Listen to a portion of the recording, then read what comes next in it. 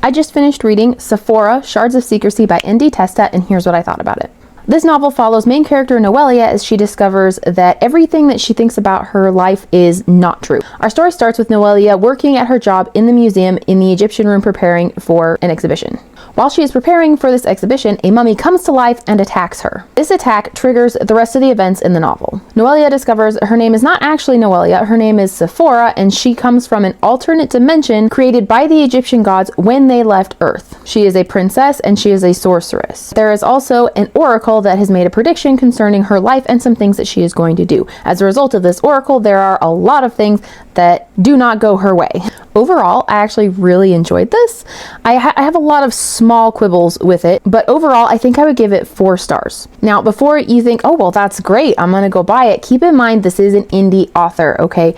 My standards for indie authors are different than they are for traditionally published authors. Indie authors don't typically have the same teams and all the people that a traditionally published author does. My biggest issue with the book is that it is fast-paced to a fault. Specifically, it goes plot, plot, plot, plot. Okay, there are no real slow moments where we get to see development of characters, personalities, or relationships. The romance, for instance, it's not really believable. I don't actually feel anything. It just sort of happens because it happens. You don't really see the development of that relationship. And I think that is the biggest weakness of this book.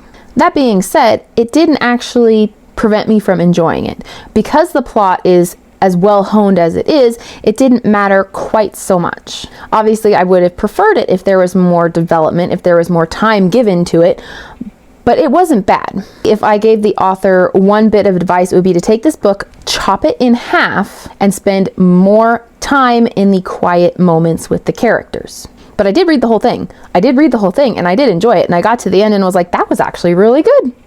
So the plot is actually very well laid out. It's very well organized. I enjoyed it a lot. Now, the author has been advertising this book as a combination of Percy Jackson and Harry Potter. Now, I can see the comparison to Percy Jackson. I don't really see a comparison with Harry Potter. If I had to pick another comp title for this, I would pick The Secrets of the Immortal Nicholas Flamel.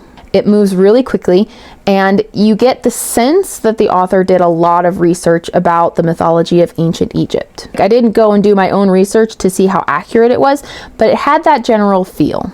And I got that same feeling when I read Secrets of the Immortal Nicholas Flamel. As far as the writing style, it is very similar to Percy Jackson. It's very fast-paced. It is first person. You know, there are ancient Egyptian gods, which is very similar to the Greek gods from Percy Jackson. So yes, overall, I really enjoyed this. I would give this 4 stars. If you've read indie authors in the past and it doesn't bother you the difference between indie and traditionally published novels, then I would recommend it.